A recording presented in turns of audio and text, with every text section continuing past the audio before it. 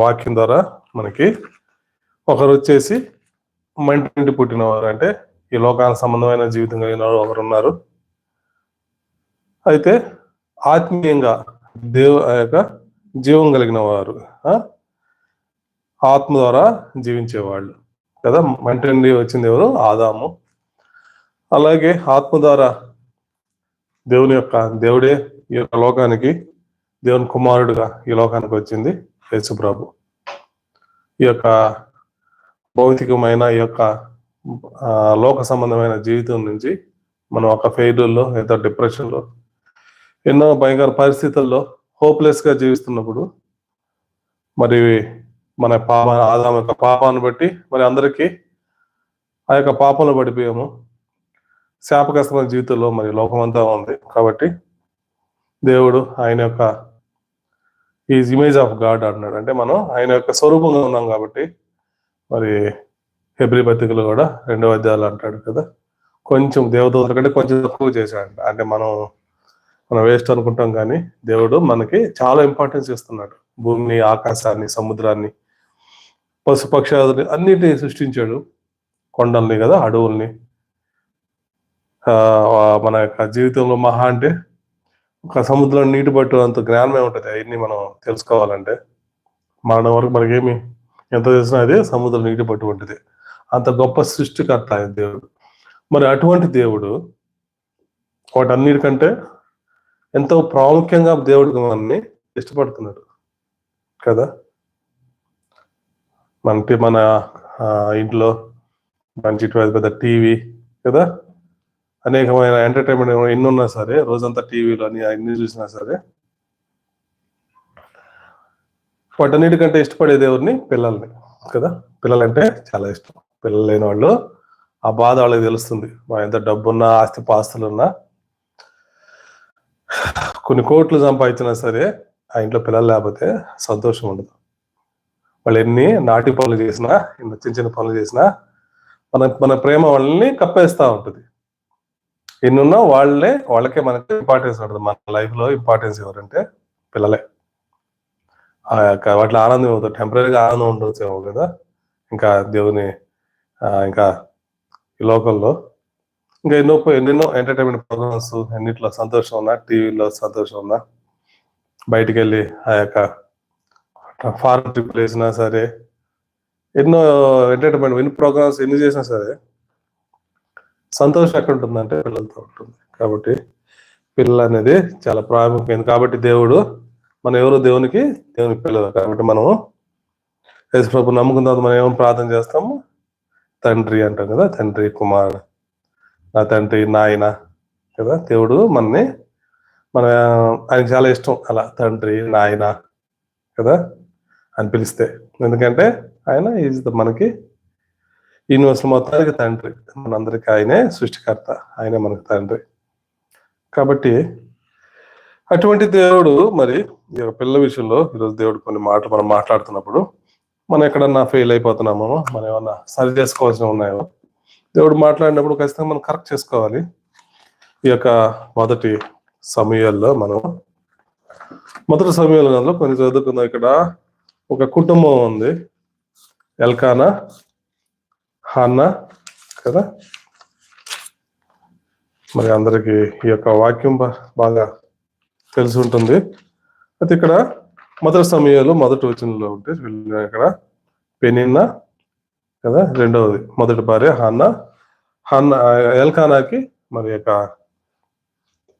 ఎల్కానా ఒక మనుషుడు ఉన్నాడు. అతనికి మరి ఇతర భార్యలు, పాత నిబంధన కాలంలో, ఇప్పుడు కాదు, ఇప్పుడైతే దేవుడి క్రమం ఒకే భార్య కలిగి ఉండాలి. కాబట్టి అప్పుడు ఆ కాలంలో వాళ్ళు మరి ఆ యొక్క కృపగా ఆ యొక్క ధర్మశాస్త్రం ఇవన్నీ సరిగా తెలియని టైం అది. కాబట్టి దేవుడు మనప్పుడు ఇట్ ఈస్ యాక్సెప్టబుల్ దట్ టైంలో. అయితే ఇప్పుడు మనం చాలా ప్రతి దాంట్లో దేవుని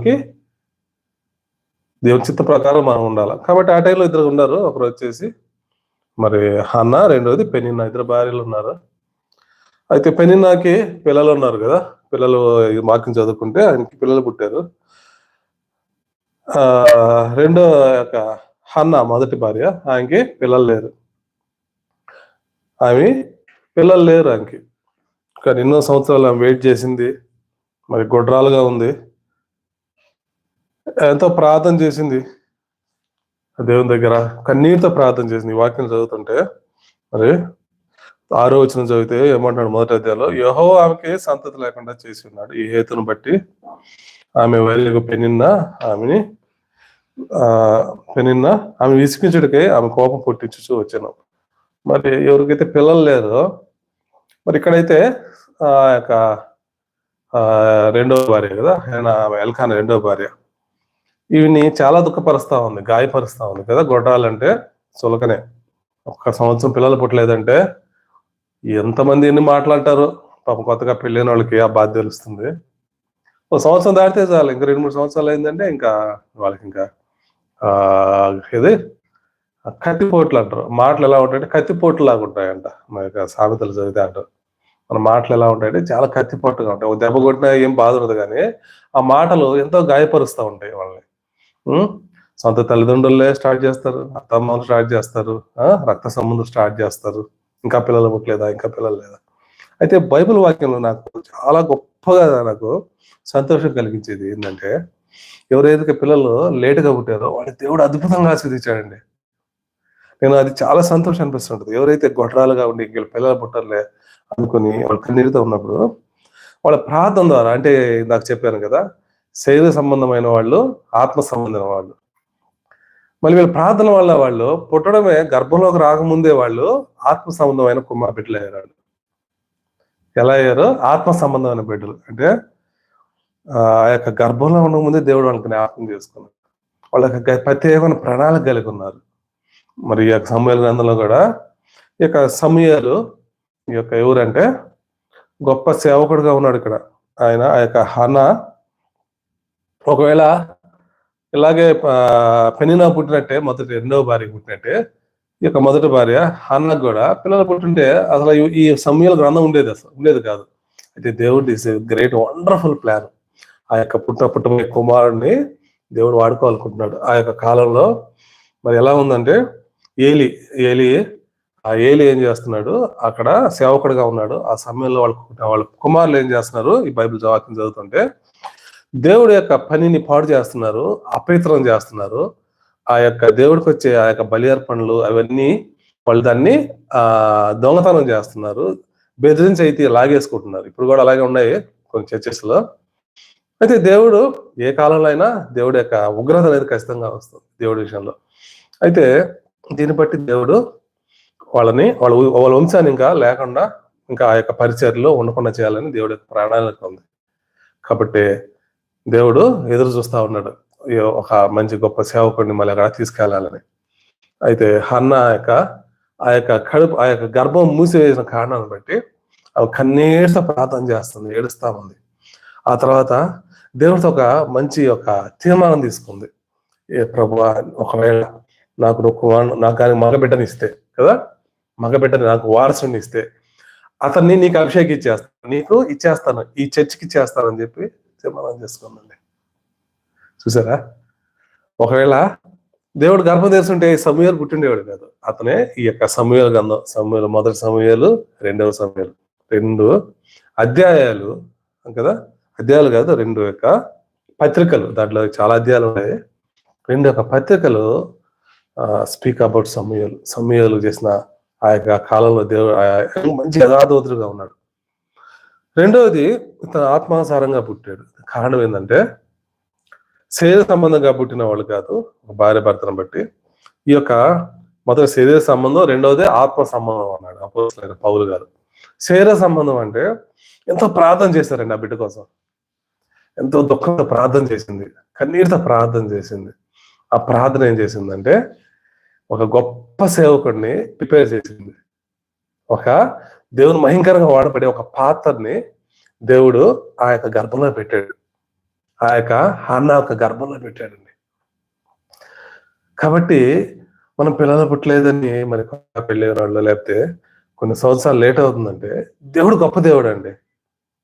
దేవుడు మన ప్రార్థన ఆలకించే దేవుడు, మన కన్నీటి ప్రార్థన దేవుడు ఆలకిస్తాడు. గొప్ప వ్యక్తులుగా, గొప్ప పాత్రలుగా దేవుడు వాడుకుంటాడు. ఎంత సంతోషం! మనం ఎంత సంపాదించినా, మనం ఎన్ని చేసినా, దేవుడు మనం వాడుకుంటున్నాడంటే, దేవుడు మనం పిలుచుకున్నాడంటే, దేవుడు పాత్రగా మనం ఉన్నామంటే ఎంత సంతోషం అది. అంతకంటే ఏముంది లోకంలో. ఆ సంతోషం ఎలా ఉంటుంది. ఎంతో మంది తాగుబోతులు, తిరుగుబోతులు, వ్యభిచారులు, ఎంతో భయంకరమైన పాపంలో పడిపోయిన వాళ్ళని మనని ఒక లైట్గా వాడుకుంటాడు, ఒక వెలుగుగా వాడుకుంటూ మన వాక్యం ద్వారా రక్షించబడుతుంటే వాళ్ళందరూ పాపం నుంచి ఒక్కసారి తిప్పబడి దేవుని దగ్గరకు వచ్చి ఆయన యొక్క ప్రేమని, ఆయన యొక్క రక్షణని, ఆయన యొక్క సంతోషాన్ని, ఆ లైఫ్ టర్న్ అయిపోతా ఉంటే దానికి మనం కారకులుగా ఉన్నామంటే హౌ ఇట్స్ గ్రేట్ అచీవ్మెంట్, ఎంత గొప్ప. కాబట్టి ఆ ప్రార్థన ఏం చేసిందండి, సమూయేలుని గొప్ప సేవకుడు చేసింది. ఆ యొక్క లేట్ అయిన కారణాన్ని బట్టి ఆ యొక్క హన్న చేసిన ప్రార్థన, యేసయ్య ప్రభువా నేను ఈ కుమారుని నీకు ఇచ్చేస్తాను ప్రభువా, నాకు ఒక మగబిడ్డని నాకు ఇస్తే, నా గర్భం మూసివేయబడి ఉంది, నేను గొడ్రాలు అన్నారు అందరూ కదా.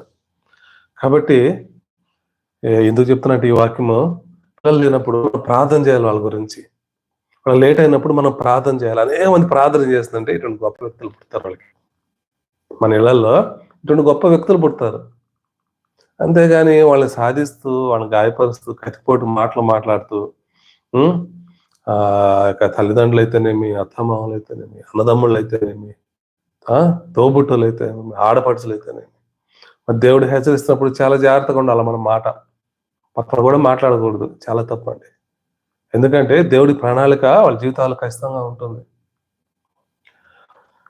కాబట్టి ఈయన కూడా ఆ యొక్క పెనిన్న గాయపరిచింది. కాబట్టి పెనిన్న పిల్లల గురించి ఎక్కడ రాయలేదండి వాక్యంలో. ఎవరైతే ద్వేషించారో, ఎవరైతే గాయపరిచారో వాళ్ళ యొక్క పేర్లు, వాళ్ళ పిల్లల పేర్లు వాళ్ళ గురించి ఎక్కడ లేదు ఇంకా చరిత్రలో. వాళ్ళు శరీర సంబంధంగా పుట్టారు, శరీర సంబంధంగా నిలిపారు. అయితే హన్న యొక్క పుట్టిన కుమారుడు ఆత్మ సంబంధంగా పుట్టాడు, ప్రార్థనతో పుట్టాడు, కన్నీటి ప్రార్థనతో పుట్టాడు. ఏలి యొక్క ఆశీర్వదించాడు, నీకు దేవుడు ఖచ్చితంగా నీ యొక్క హృదయంలో ఉన్న బాధను తీరుస్తాడని చెప్పి ఏలి ఆశీర్వదించాడు, గొప్ప సేవకుడు. ఆ యొక్క సేవకుల ఆశీర్వాదం ఉంది, వాళ్ళ ప్రార్థన ఉంది, అన్న యొక్క ప్రార్థన ఉంది. అయితే లేట్ అయింది కానీ దేవుడు గర్భం తెచ్చాడు. ఆ యొక్క కుమారుడు ఎలా గొప్పవాడంటే, ఆ యొక్క ఇద్దరు రాజుని దేవుడు అభిషేకించాడు. మొట్టమొదట సౌలుని, మొట్టమొదటి ఇశ్రాయేలు ఆ యొక్క రాజ్య వాళ్ళ యొక్క ప్రజలకి మొట్టమొదటి రాజుని ఎవరు అభిషేకించాడు, ఆ యొక్క సమూయేలు. ఈ యొక్క కుమారుడు పుట్టిన వెంటనే పాలు విడిచిన వెంటనే తీసుకెళ్లి అప్పచెప్పేశాడు. ఎంతగా తల్లి ప్రిపేర్ చేసిందంటే, పాలు విడిచిన వెంటనే ఆ బిడ్డను తీసుకెళ్లి ఆ యెరూషలేము మందిరంలో పెట్టేసింది. ఎవరి దగ్గర? ఏలీ దగ్గర పెట్టింది. ఆయనతో మరి ఏలి ఎన్నో సంవత్సరాల నుంచి అక్కడ సేవ చేస్తాడు కానీ ఏలిని ఎప్పుడు దర్శించలేదు దేవుడు. అయితే చిన్న పిల్లవాడుగా ఉన్నప్పుడు కూడా దేవుడు ఈ యొక్క సమూయేలును చూస్తే దర్శించాడు. నేను ఆ యొక్క ఏలి యొక్క కుమారుల్ని కదా ఎంత పాపం చేస్తారు, ఆ యొక్క మందిరాలకు వచ్చే స్త్రీలని చెరపట్టి వాళ్ళని లోపరుచుకొని వాళ్ళతో వ్యభిచారం చేస్తున్నారు. ఎవరు? సేవకుల పిల్లలు. ఒక సేవకుడి పిల్లలు వ్యభిచారం చేస్తున్నారు. దేవుని యొక్క ఉగ్రత కుటుంబం మీదకి వచ్చిందండి. తర్వాత చూస్తే ఆ యొక్క కుటుంబం ఆ చేతులు లేకుండా దేవుడు తీసేసాడు, చెప్పాడు. అది ఎవరు చెప్పాడంటే అప్పుడు ఆ యొక్క సమూయేలుకి చిన్నపిల్లవాడిగా ఆ యొక్క మందిరంలో పడుకున్నప్పుడు సమూయేలు అన్నప్పుడు ఏమంటున్నాడు, ఈ యొక్క ఏలి పిలిచాడని చెప్పి మళ్ళీ వెళ్ళాడు. వెళ్తే మొదటి టైం వెళ్ళినప్పుడు ఏలిని మీరు పిలిచారని నన్ను అంటే నేను పిలవలేదు అన్నప్పుడు, మరి వాక్యంలో చదువుకోండి, మళ్ళీ పోయి పడుకోన్నప్పుడు మళ్ళీ పోయి పడుకున్నాడు. మళ్ళీ సమూయేలు అన్నప్పుడు మళ్ళీ పోయి ఏలి దగ్గర పిల్లల్ని పిలిచారా అంటే లేదు అంట. మరి ఆ రెండోసారి సమూయేలుకి క్షమించాలి, ఏలికి అర్థమైంది పిలిచింది దేవుడని. ఈసారి పిలిచినప్పుడు ఆ తండ్రి నేను వింటున్నాను చెప్పండి అని చెప్పమన్నాడు. అప్పుడు ఆ యొక్క ఏలి ఎన్నోసార్లు హెచ్చరించినప్పటికీ ఆ యొక్క పిల్లల్ని ఈ యొక్క ఏలి కూడా ఎంతో సేవ చేశాడు కానీ పిల్లల్ని పెంచలేదు సరిగా. కాబట్టి వాళ్ళు ఏమైపోయారు? పాపంలో పడిపోయారండి. కాబట్టి ఈ వాక్యంలో మరి ఆ యొక్క ఏలి కుటుంబం పాడైపోయింది. అయితే ఈ యొక్క సమూయేలు ఆ గొప్ప సేవకుడు అయ్యాడు. ఈ యొక్క సమూయేలు ప్రార్థన చేయింది, సమూయేలు బలి అర్పణ చేయకముందే ఏ యుద్ధం పడడం లేదు రాజులు. ఆ విధంగా దేవుడు ఆశీర్వదించాడు. సౌలు జీవితం తీసుకున్న ఆ యొక్క దావీదుని తర్వాత రాజుగా దేవుడు అభిషేకించినప్పుడు ఎవరు అభిషేకించారు? ఎవరిని పంపించాడు? సమూయేలుని పంపించాడు. సమూయేలు వెళ్ళి అభిషేకించాడు వాళ్ళు. చూడండి ఎంత అద్భుతంగా దేవుడు జ్ఞాపకం చేసుకుంటున్నాడు. కానీ అదే విధంగా మరి ఇదే విధంగా మనం యోహాను సువార్తలు తీసుకుంటే, క్షమించండి, లూకా సువార్తలో యోహాను ఆయన యొక్క తల్లిదండ్రులు కూడా ఎలా ఉన్నారు? వాళ్ళ యొక్క వృద్ధాప్యలో ఉన్నారంట. వాళ్ళు వృద్ధాప్యలో ఉన్నారు. ఎవరు? జకరియా ఎలిజబెత్, వీళ్ళిద్దరూ దేవుని సేవలో వీళ్ళు ఉన్నారు. అయితే వీళ్ళు చాలా ముసలితనంలో ఉన్నప్పుడు దేవుడు వాళ్ళకి జ్ఞాపకం చేసుకొని వాళ్ళకి ఏమన్నాడు? వాళ్ళు దర్శించింది ఒక దేవదూత దర్శించి ఏమంటుంది లూకా సువార్తలో. మరి ఇక్కడ కూడా 8వ వచనం చదువుకుంటే, మొదటి అధ్యాయం 8వ వచనంలో జకర్యా తన క్రమం చొప్పున దేవుని ఎదుట యాజక ధర్మం చేయుచుండగా ఆలయంలోకి వెళ్ళి ధూపం వేస్తా ఉన్నప్పుడు, ఆ యొక్క ధూపం వేస్తున్నప్పుడు 11వ వచనం, ప్రభువు దూత ధూపం వేద కుడి వైపున నిలిచి అతను కనబడగా జకర్యా అతను చూచి తొందరపడి భయపడి వాడాయను. ఆ యొక్క దేవుని యొక్క పరిచయం చేస్తున్నప్పుడు, దేవుని సేవ చేస్తున్నప్పుడు, ఆ లోపలికి వెళ్ళినప్పుడు ఆ యొక్క కుడి పక్క ఒక దూత అక్కడ చూడండి, ఇక్కడ 11వ వచనంలో కుడి వైపున ఆ దూత నిలబడినప్పుడు అష్టానిష్ట అంటే భయపడిపోయి అన్నప్పుడు, అప్పుడు భయపడొద్దు అన్నాడు. ఏమంటున్నాడు? అప్పుడు అతనితో జకర్యా భయపడకము, నీ ప్రార్థన వినబడినది, నీ భార్య అయిన ఎలిజబెత్ నీ కుమారుని కన్ను, అతనికి యోహాను అని పేరు పెట్టదు. మరి ఈ యొక్క యోహాను గురించి బైబిల్లో అద్భుతంగా రాయబడింది. దేవుని యొక్క యేసు ప్రభు రాకముందు ఆయన యొక్క మార్గాన్ని సరళం చేశాడు. మొత్తం అనేక మందికి సువార్త ప్రకటించాడు, అనేక మందికి బాప్తిజం ఇచ్చాడు. ఆ యొక్క 3వ వచనం మత్తయి సువార్త 3వ అధ్యాయంలో చదువుకు ఏమంటాడు? గొడ్డలి యొక్క వేరు పట్టుబడి ఉంది. వేరు అంటే ఎవరండి? ఆ వేరు మన తల్లిదండ్రులే. వేరు దగ్గర మనం నరికేసుకోవాలి. ఎందుకంటే మనల్ని ఫాలో అవుతారు. మనం మంచి ఫలాలు, మన పిల్లలు మంచి ఫలాలుగా, మంచి ఆశీర్వదకరంగా ఉండాలంటే ఏముండాలి? మన ఏరులో ఆ యొక్క విషం ఉండకూడదు. మరి కొమ్మలు నరికేస్తే మళ్ళీ వస్తూ ఉంటాయి కదా. ఏది పిచ్చి చెట్టు ఉందనుకోండి, ఆ చెట్టుని కొమ్మలు నరికేస్తా ఉంటే ఏమవుద్ది? అవి మళ్ళీ వస్తానే ఉంటుంది. ఆ చెట్టు సరిపోదు నువ్వు ఎంత నరికేసినా. అయితే వేరు తీసేస్తే ఇంకా ఆ చెట్టు అనేది ఉండదు. కాబట్టి మన యొక్క జీవితం ఎలా ఉండాలంటే ఆ వేరు నుంచి పరిశుద్ధంగా ఉండాలి. మన వేరు పరిశుద్ధంగా ఉంటే, అంటే మన మంచి చెట్టుగా ఉంటే, మన ఫలించే ఫలాలు అంటే మన యొక్క కుమారులు కుమార్తెలు, మనకు దేవుడు ఆశీర్వదించిన వాళ్ళు ఎలా ఉంటారంటే ఇట్స్ బ్లెస్ఫుల్ గా ఉంటారు. అనేక మందికి చాలా రుచికరంగా ఉంటారు, ఆశీర్వదకరంగా ఉంటారు. కాబట్టి ఆ యొక్క యోహాన్ని మరి వాళ్ళ యొక్క ప్రార్థనా జీవితాన్ని బట్టి ఏలి ఆత్మను నేను పెడుతున్నాను అన్నాడు. ఈ వాక్యం చదువుకుంటే ఏమన్నాడు లూకా సువార్తలో? ఏలి ఆత్మ గొప్ప సేవకుడు. పాత నిబంధనలో మనం చదువుకుంటే ఆయన గొప్ప సేవకుడు, అద్భుతంగా దేవుడి కోసం నిలబడ్డాడు, రోషంగా నిలబడ్డాడు. మరి అటువంటి ఏలి ఆత్మను నేను పెడుతున్నాను నీ కుమారుణ్ణి అని చెప్పి దేవుడు మరి హెచ్చరించాడు. వీళ్ళకి మరి ఆ యొక్క గర్భం వచ్చినప్పుడు ఏం చేసింది? ఆ యొక్క జకర్యా యొక్క భార్య దాగి ఉంది కొన్ని నెలలు, ఎందుకంటే వృద్ధాప్యంలో వచ్చిందండి. కాబట్టి దేవుడు ఆశీర్వదించినప్పుడు వాళ్ళ పిల్లలను కూడా దేవుడు జ్ఞాపకం చేసినప్పుడు ఆ ప్రార్థన ద్వారా పుట్టే పిల్లలు శరీర సంబంధమైన వాళ్ళు కాదు, ఆత్మ సంబంధమైన వాళ్ళు. వాళ్ళు లేట్ అయినా సరే, వాళ్ళు చాలా లేట్ అయింది వాళ్ళ అబ్రహాం జీవితం తీసుకున్నా సరే, సారాకి ఎప్పుడు పుట్టారండి? అబ్రహాం 100 సంవత్సరాలు నిండినప్పుడు, అప్పుడు సారాకి ఆయన 90 సంవత్సరాలు మరి కుమారుడు పుట్టాడు. కానీ ఇజ్రాయెల్కి అతను తండ్రి అయ్యాడు కదా. అబ్రహాం తర్వాత ఇస్సాకు నుంచి వచ్చిన సంతానం ఇజ్రాయెల్. చూసారా దేవుడు ఎంతగా ఆశీర్దిస్తున్నాడు. కాబట్టి మనం వాళ్ళని నిర్లక్ష్యం చేయకూడదు. వాళ్ళ విషయంలో దేవుడు మనం లేట్ చేసినా మనల్ని దేవుడు ఆశీర్దిస్తాడు. కాబట్టి నెవర్ డిసప్పాయింట్ అయ్యకూడదు దేవుని బిడ్డలకి. మరి ఆ యొక్క దుబాయ్కి వచ్చినప్పుడు, ఒక మందిరికి వెళ్ళినప్పుడు ఒక మంచి సాక్ష్యం అట. అక్కడికి వెళ్ళినప్పుడు మరి ఒక కుటుంబంలో వాళ్ళు మరి దేవుణ్ణి నమ్ముకోలేని వాళ్ళు, వాళ్ళకి తెలియదు యేసు ప్రభు అంటే తెలియదు. అయితే దేవుడు వాళ్ళు దర్శించాడు. ఒక టైంలో వాళ్ళ మందిరంకి వచ్చి మరి సేవకులతో మరి దేవుని నమ్ముకున్న తర్వాత వాళ్ళకి దాదాపు అప్పుడు 18 సంవత్సరాలంట. 18 సంవత్సరాల తర్వాత వాళ్ళకి పిల్లలు పుట్టారండి. ఒకరు కాదు, ఇద్దరు పుట్టారు. మరి వాళ్ళ లైఫ్ చూస్తే వాళ్ళ పిల్లల్ని దేవుడు ఎంతగా ఆశీర్వదించాడంటే ఇక్కడ టాప్ పొజిషన్ లో ఉన్నారు ఇక్కడ దుబాయ్లో. అదే విధంగా దేవుడు వాళ్ళని వదలలేదు. వాళ్ళు పరిచర్య అంటే ఎలా ఉంటారంటే అన్ని వదిలేసి వచ్చేస్తారండి.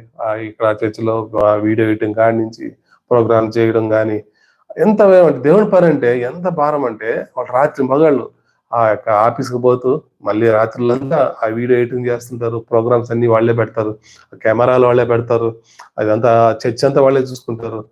ఏ ప్రోగ్రామ్ ఏది పిలిచినా వాళ్ళే అందుబాటులో ఉంటారు 24 hours. బ్రదర్ పలానా పని ఉందంటే వాళ్ళకి ఆఫీస్ లేదంటే వెంటనే వచ్చేస్తారు.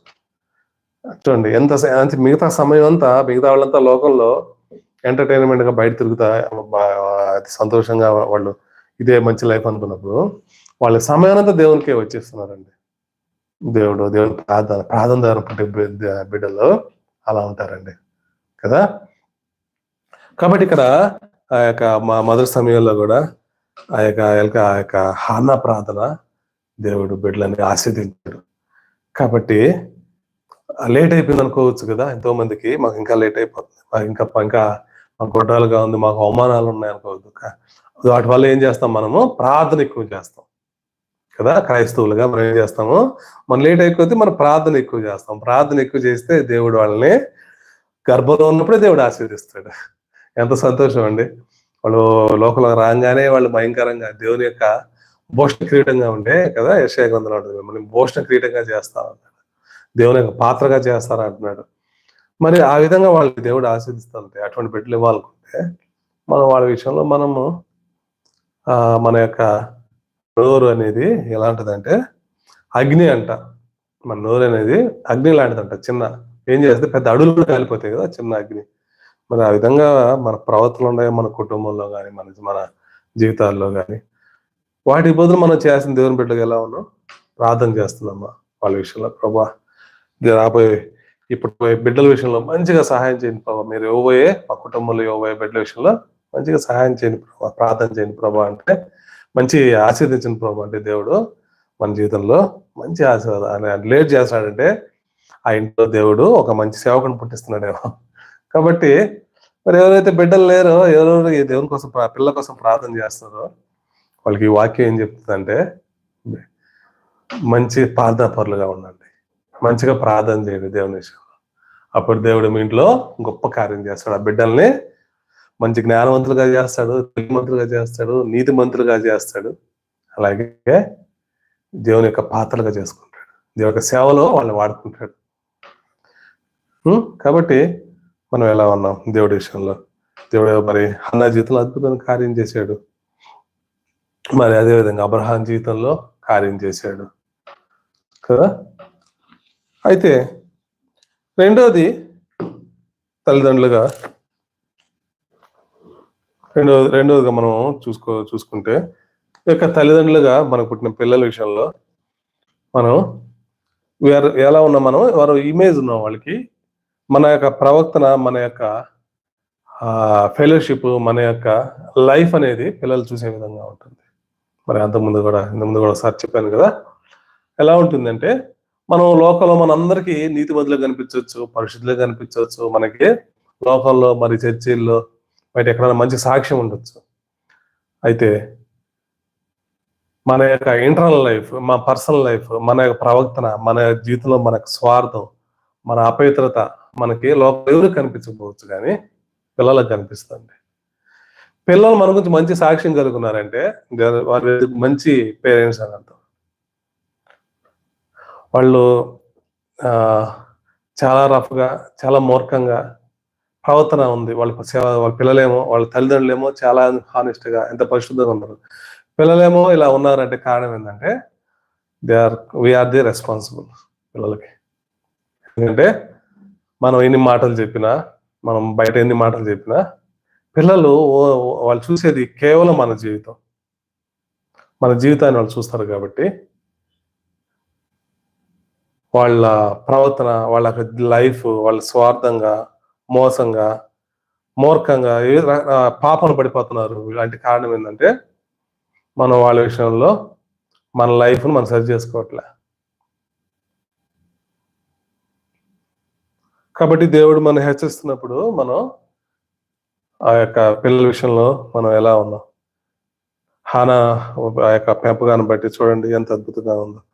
అబ్రహాము శారా మరి 21 మనం అధ్యాయం చదువుకుంటే వాళ్ళు ఫస్ట్ ఇంపార్టెన్స్ గాడ్కి ఇచ్చారండి. ఈ యొక్క ఫస్ట్ ఇంపార్టెన్స్ దేవునికి ఇచ్చారు. మరి ఎలా ఈ యొక్క ఆది కాండంలో మనం చదువుకుంటే కాబట్టి వాళ్ళు ఆ యొక్క ఇసాకు కూడా మరి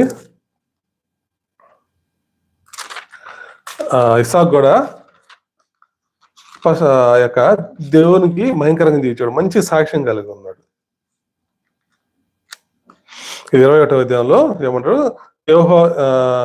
యెహోవా తాను చెప్పిన ప్రకారము శారాను దర్శించిన, యెహోవా తాను ఇచ్చిన మాట చొప్పున శారాను కూసి చేశాను. ఎట్లనగా దేవుడు అబ్రహాం చెప్పిన నిర్ణయ కాలంలో శారా గర్భవతి, అతని ముసలితనం ముందు అతనికి కుమారుని కనేను. అయితే కుమారునికి పుట్టారు, లేక పుట్టాడు కదా 100 సంవత్సరాలు.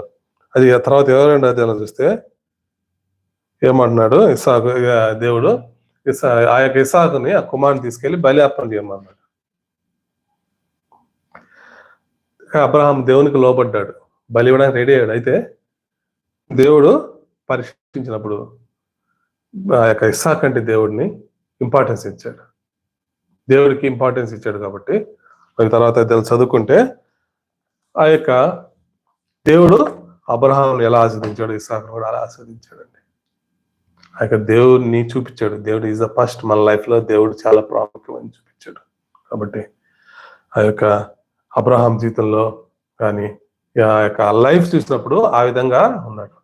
మరి గత వారం చెప్పినట్టు అలాగే లోతు జీవితంలో చూశారు కదా ఎంత ఫెయిల్ అయిపోయాడు. లోతు యొక్క లోకాన్ని ప్రేమించాడు, డబ్బును ప్రేమించాడు. ఆ తర్వాత చిన్న దేవుని యొక్క సహవాసం అంటే అబ్రహాంతో ఉన్న సహవాసం చెల్లిపోయాడు. చివరికి ఏమైపోయాడు, ఫెయిల్ అయిపోయాడు.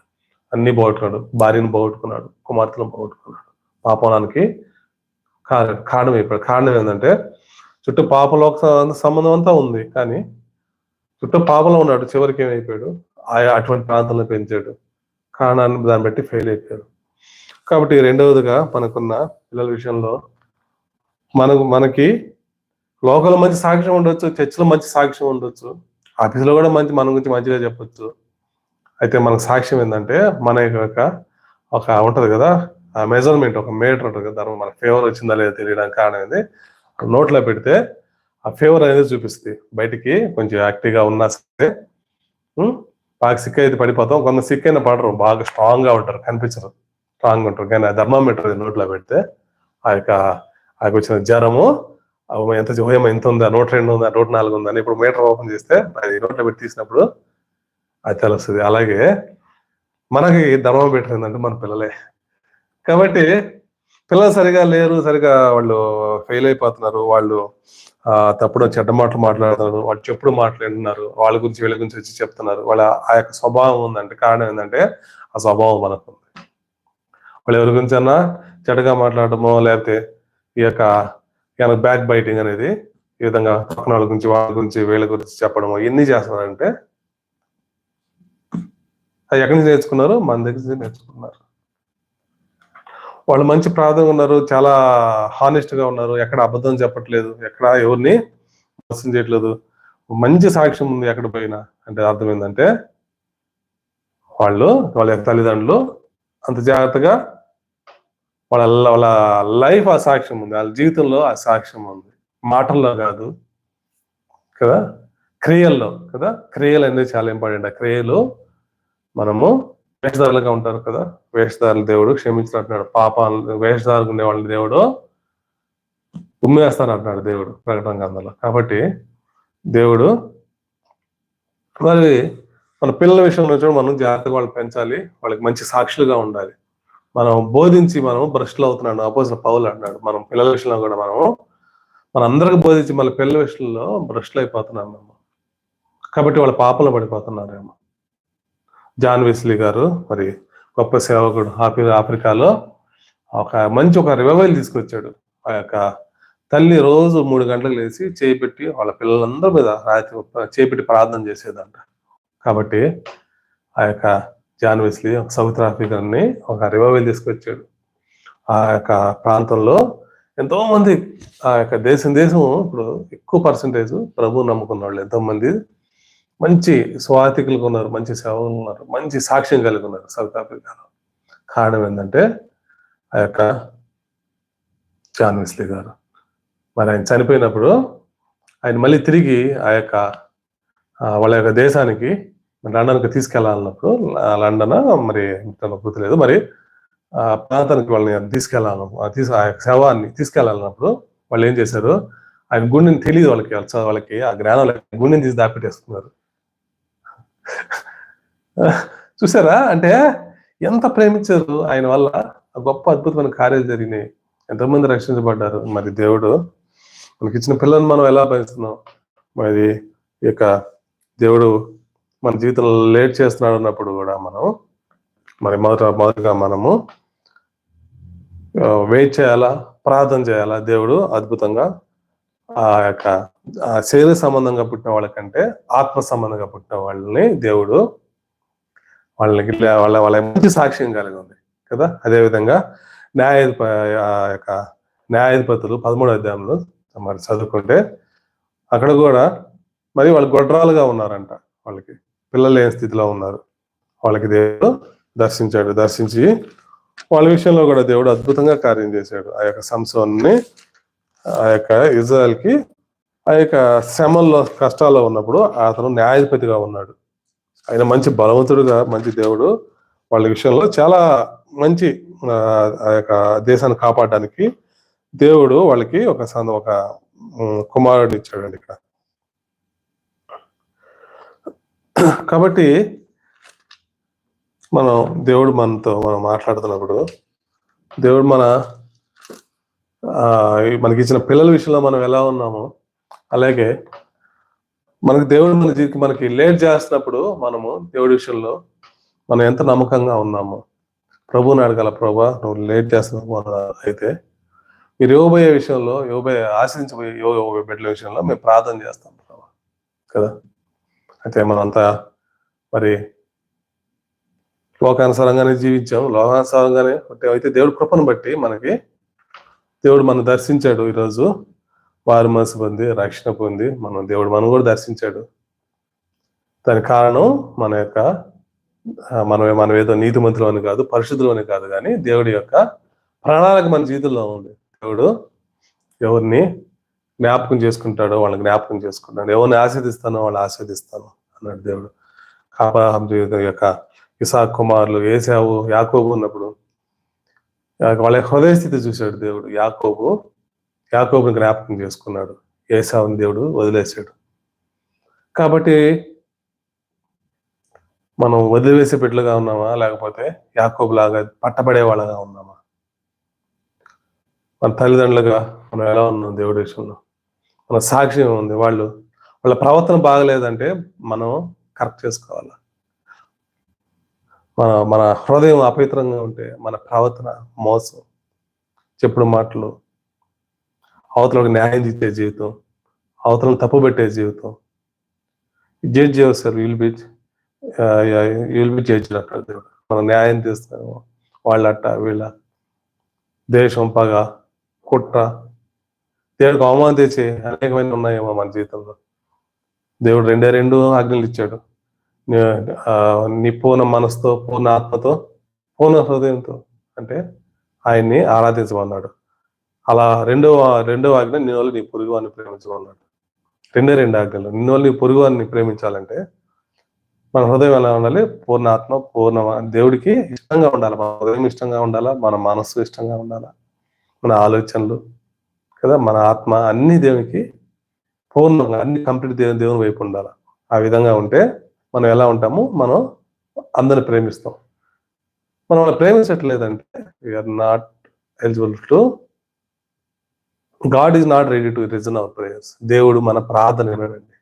మనం కన్నీటి ప్రార్థన చేయొచ్చు, రోజంతా ప్రార్థన చేయొచ్చు, కానీ దేవుడు మన ప్రార్థన ఎప్పుడంటే మన హృదయ స్థితి బాగాలేనప్పుడు దేవుడు చెప్పిన 2 ఆజ్ఞల్లో మనం లోబడపోతే మనం ఎదుటి వాళ్ళని ప్రేమించకపోతే, ఎదుటి వాళ్ళని మనం ద్వేషిస్తే, ఎదుటి వాళ్ళని మనం క్షమించకపోతే, ఇదే మన పిల్లలకు కూడా వస్తుంది. వాళ్ళు కూడా చెప్పుడు మాటలు వింటారు. చెప్పుడు మాటలు వాళ్ళ గురించి వీళ్ళ గురించి మాట్లాడతారు.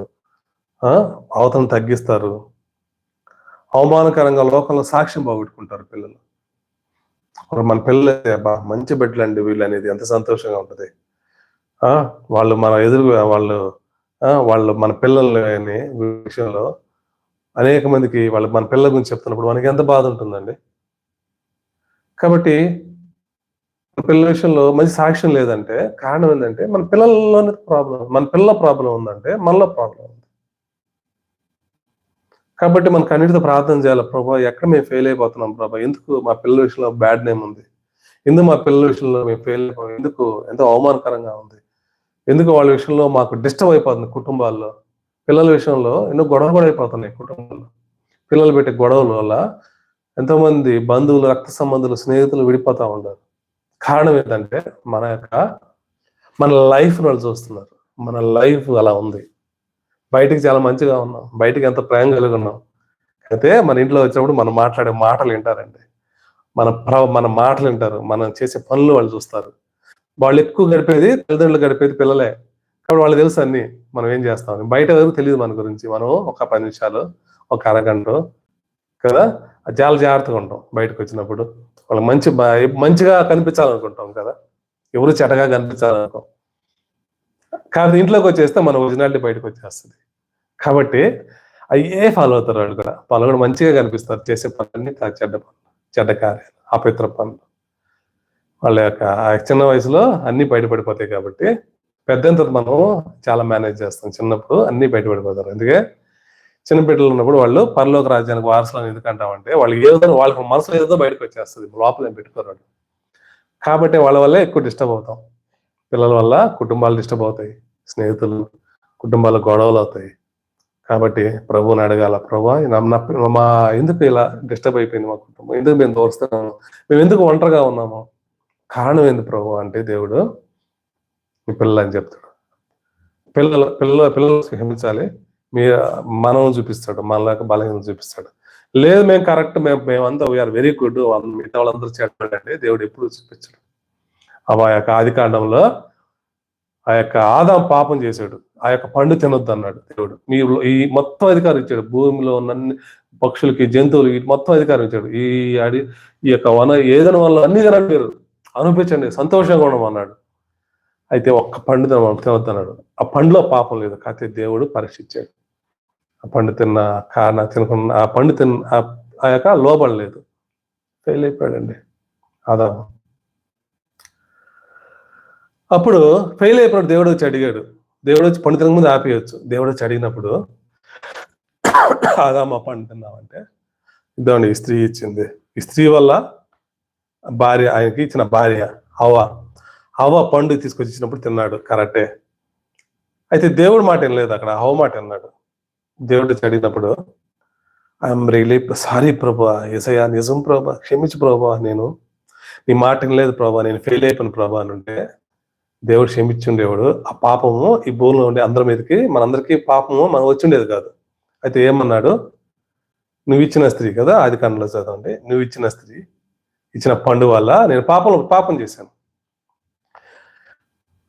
ఇప్పుడు కూడా మనము ఏమంటాము, వాళ్ళ వల్ల వాళ్ళంతా చెడ్డవాళ్ళు, వాళ్ళ వల్ల వాళ్ళు చెడ్డవాళ్ళు, మేము మంచివాళ్ళం, నా పిల్లలు మంచివాళ్ళు, వాళ్ళు నా పిల్లల గురించి చెడ్డగా మాట్లాడుతున్నారు.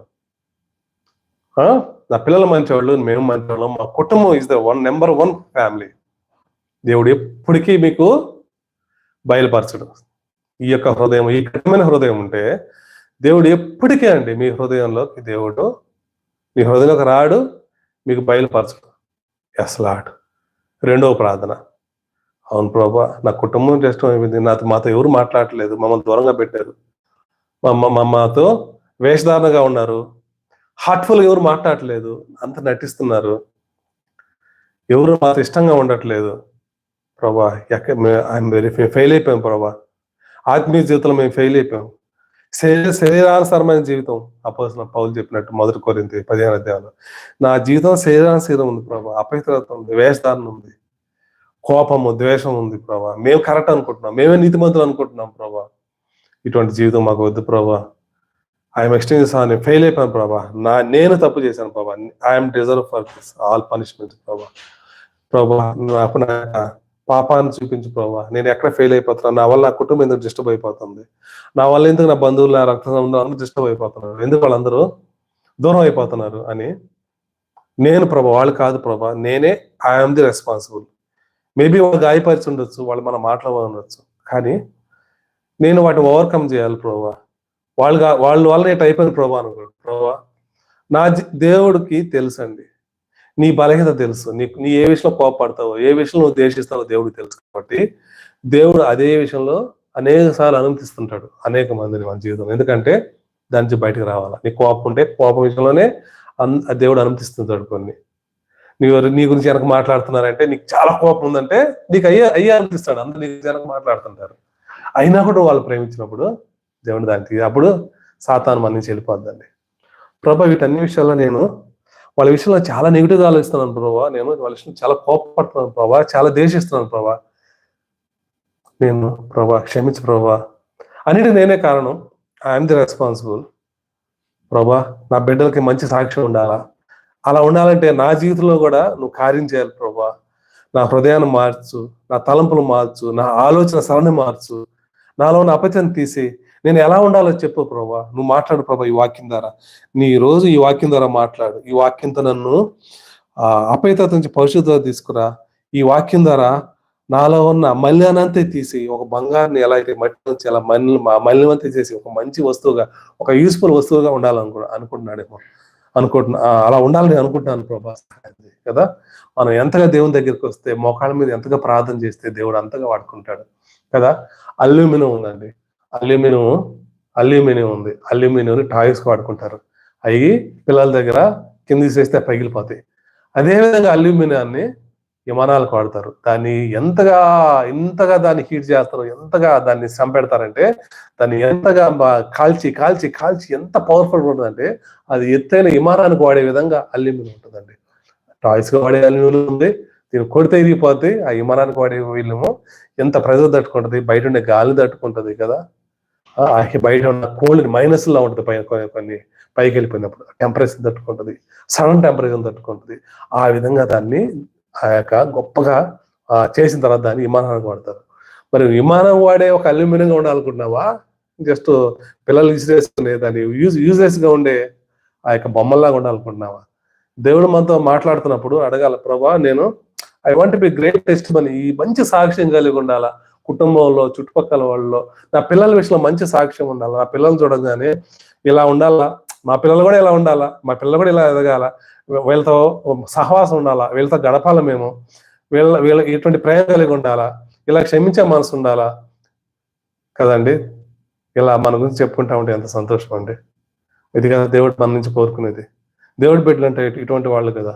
మరి మనం ఎలా ఉన్నాం? దేవుడు మరి హెచ్చరిస్తున్నప్పుడు, దేవుడు మనతో మాట్లాడుతున్నప్పుడు హృదయాన్ని హత్య చేసుకోవద్దు. ప్రభుని అడగండి, ప్రభా నిజమే ప్రభా, నా జీవితంలో నేను ఫెయిల్ అయిపోయాను ప్రభా, నా కుటుంబంలో నా పిల్లల్ని నేను సరిగా పెంచలేకపోతున్నాను, నేను నా ఇంటర్నల్ లైఫ్, నా పర్సనల్ లైఫ్ ప్రభా నా పిల్లలకు తెలుస్తుంది ప్రభా, నా పర్సనల్ లైఫ్ వాళ్ళు ఫాలో అవుతున్నారు ప్రభా. నా అవుట్ సైడ్ లైఫ్ని మరి నేను మంచిగా కనిపించినాను కానీ లోకంలో నా పిల్లల విషయంలో నేను చూస్తున్నాను ప్రభా. ఐఎమ్ డిజర్వ్ ఫర్ పనిష్మెంట్ ప్రభా. నేను పాతుని ప్రభా, నేను పాపాలని పాతుని క్షమించు ప్రభా. నేను ఇక్కడి నుంచి నీ కొరకు మంచి సాక్ష్యంగా ఉండాలి, నా పిల్లలలో చూడాలి నా జీవితం. అసలు వాళ్ళ గురించి నేను ప్రార్థన చేయాలి. ఆ యొక్క జాన్ వేసేలాగా మేము కూడా మా పిల్లల విషయంలో ప్రార్థన చేయాలి, వాళ్ళ గురించి ప్రార్థన చేయాలి. వాళ్ళు కూడా నీ పాత్రలు కావాలని ప్రార్థన చేస్తే దేవుడు మనం దర్శిస్తాడు. ఎవరైనా ఇష్టంగా దేవుని దగ్గరికి వస్తే, అది కరెక్ట్ చేసుకుని దేవుని దగ్గరికి వస్తే ఆయనకి చాలా ఇష్టం అండి. మరి దేవుడు హెచ్చరిస్తున్నప్పుడు ప్రభు దేవుడు ప్రేమగా ఆయా గాయపడిన ఆయన నీ కొరకు, నీ చేసిన పాపం కొరకు, నువ్వు చేసిన చెడ్డ మాటలు, నీ యొక్క చెడ్డ చూపులు, అపవిత్రమైన చూపులు, అపవిత్రమైన తలంపుల కొరకు ఆయన ముళ్ళకిరీట ధరించాడు. చేతితో చేసిన పనులకి చేతికి మేకులు వేసుకున్నాడు, కాళ్ళతో చేసిన కాళ్ళకు మేకులు వేసుకున్నాడు. నీ హృదయం పాపానికి ఆయన బల్యంతో కప్పుకొచ్చారు కంటిలో హృదయం వరకు. కాబట్టి ఇక నీ పాపాన్ని ఆయన తీసేసుకుంటున్నాడు, రెడీగా ఉన్నాడు ఆయన ఉన్నవాడు. ప్రభా ఐఎమ్ రెడీ టు టేక్, ఆయన reserve for my all sin, ఆ యొక్క పనిష్మెంట్. అయితే ఆ పాపాన్ని, నా పాపానికి సంబంధించిన ఆ యొక్క పనిష్మెంట్ మొత్తం తీసుకొని ఈ శిలువ మీద మరణించి ఆ యొక్క పాప కొరకు చనిపోయారు. మళ్ళీ పరిశుద్ధంగా మళ్ళీ మీరు లేశారు. కాబట్టి మేము కూడా ఆ మరణ విషయంలో మేము చనిపోవాలి. మీలాగా మీరు మా కొరకు చనిపోయిన విధంగా మేము కూడా చనిపోవాలి ప్రభావ. ఈ మరణ విషయంలో పరిశుద్ధంగా జీవించాలని ఒక మంచి తీర్మానం తీసుకుంటే దేవుడు సిద్ధంగా, ఆయన నా గాయపడిన చేతులతో నీ కొరకు ఎదురు చూస్తున్నాను. ఆయన నీ కొరకు గాయాలు చేసుకొని ఉన్నాను, రెడీగా ఉన్నాను. ఎప్పుడైతే మనం ఆయన దగ్గరికి వస్తామో మనం ఆయన గాయాలు మార్చేసి పెట్టండి. మన రోజు పాపం చేస్తాం అంటే ప్రతిరోజు ఆయనకి సిలువ వేస్తున్నాం. మన తలంపులతో ప్రతిరోజు ఆయనకి ముళ్ళ కిరీటం పెడుతున్నాం. మనం చేసే ఆ యొక్క కాళ్ళ దగ్గర పోరాని ప్రాంతాలకు వెళ్ళినప్పుడు ఆ యొక్క కాళ్ళకి మనం మేకలు పడుతున్నాం. మరి అలా ఉండాలనుకుంటున్నా, లేదు ప్రభా నీ చేతులు ఇంక నేను గాయం చేయను ప్రభా, నీ హృదయం గాయం చేయను, నేను అపవిత్రమైన ఆలోచనలతో అపవిత్రమైన పనులతో నేను అపవిత్రం చేయను ప్రభా అని దేవుడిని, ఆయన నిన్ను సంతోషపెట్టే జీవితం కావాలి ప్రభా అని దేవుడిని అడిగితే ఆయన నేను హగ్గు చేసుకోవడానికి, నిన్ను కౌగిలించుకోవడానికి దేవుడు సిద్ధంగా ఉన్నాడు. మరి ఇంత మంచి దేవుడిని మనం వదులుకుంటే ఎంత అవమానం, చివరికి మరి దేవుని దూరస్తులై మరి నష్టపోతామేమో, మరి సాతాను దాసులైపోతున్నామేమో మనం పరీక్షించుకున్నాం. దేవుడు హెచ్చరిస్తున్నప్పుడు, దేవుడు మనతో మాట్లాడుతున్నప్పుడు హృదయాన్ని కఠించేసుకోవద్దు. మనం యథార్థంగా జీవిస్తే మన ఆశీర్వాదం మన ఇంటికి వస్తుంది, మన కుటుంబంలో సంతోషం ఉంటుంది, మన పిల్లలు ఆశీర్వకరంగా ఉంటారు, ఆయన పాత్రలుగా ఉంటారు. మరి ఇటువంటి జీవితం దేవుడు మనం ఇవ్వాలనుకున్నప్పుడు మనం నిర్లక్ష్యం చేస్తున్నాము. మరి దేవుడు మాట్లాడుతున్నప్పుడు కఠినం చేసుకోవద్దు. ప్రార్థన చేసుకుందాం, దేవుడిని అడుగుదాం, ప్రభా సహాయం చేయండి ప్రభా, యథార్థంగా జీవించాలి ప్రభా, మంచి సాక్షులుగా ఉండాలి ప్రభా. ఈ లోకంలో ఆ యొక్క గొర్రె చర్మంగా తోడేళ్లు ఉన్నాయి ఈ లోకంలో అంటున్నాడు దేవుడు. ఎంతో మంది మోసకరంగా దేవుడు ఆ యొక్క క్రైస్తవులకి అవమానం తెచ్చే విధంగా ఉన్నారు. ఆ యొక్క దేవుని అవమానకరంగా ఉన్నారు. ఎంతో మోసం, ధనం మీద మోసం, డబ్బుల కోసం అనేక పనులు, ఆస్తులు పెంచుకోవడానికి ఎన్నో పనులు, లోకం ఎంత భయంకరంగా ఉంది. వాళ్ళంతా నాకు సంబంధించిన కాదు అంటున్నాడు దేవుడు. అయితే ఇవాళ ప్రెషర్స్ అన్నాడు, మీలాంటి వాళ్ళు నాకు కావాలి అంటున్నాడు దేవుడు. దేవుడు మాట్లాడినప్పుడు ఎస్ లార్డ్ ఐఎమ్ రెడీ ప్రభా, నీ కొరకు నేను యుద్ధంలో సైనికుల్లాగా ఎప్పుడు రెడీగా ఉంటాను ప్రభా అంటే దేవుడు మిమ్మల్ని వాడుకోవడానికి కూడా సిద్ధంగా ఉన్నాడు. కాబట్టి పిల్లల్ని మనం సిద్ధపరిచేద్దాం. మన యొక్క బలహీనతలను దేవుని దగ్గర సరి చేసుకున్నప్పుడు దేవుడు నిన్ను నన్ను వాడుకుంటాడు. దేవుడు మీ అందరిని ఆశించుగాక. God bless you. Praise the lord.